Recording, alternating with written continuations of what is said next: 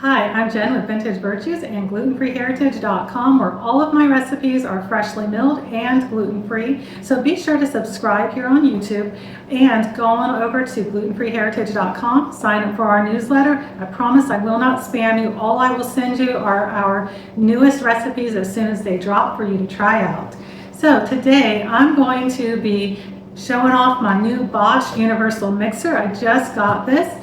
And what we're going to do is go through all of the parts and pieces, get them washed up, assemble them, and show you how the machine works. And I look forward to bringing you some great recipes with this Bosch Universal Mixer. Be sure to check out my code. It's linked in the description and right here for $20 off of your purchase on any of the mixers, whether it's the Bosch stainless mixer, the Artiste, or this Bosch Universal Mixer, as well as all of the grain mills. Trust me, you're going to love them. I have a classic grain mill as well as the harvest grain mill. Without further ado, let's get these pieces washed up and the mixer assembled.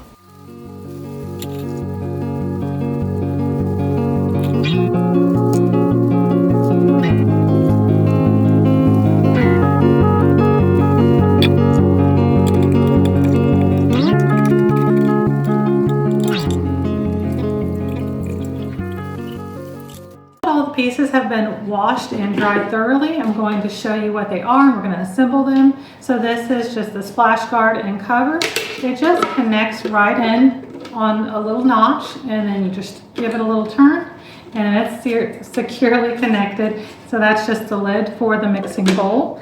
And then there's some pieces in the mixing bowl. We have the dough hook extender, dough hook, the whips, which we're going to assemble all this together.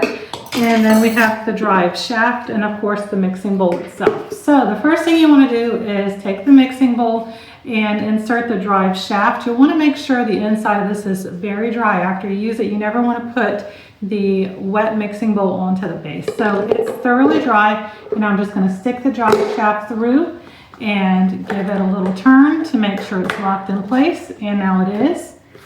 And then I can go ahead and secure that to my base.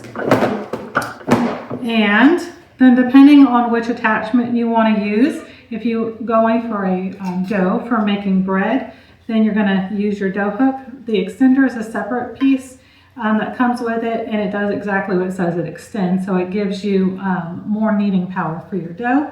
So that just connects onto the top of the drive shaft. And then we have the dough hook that goes over the top of that.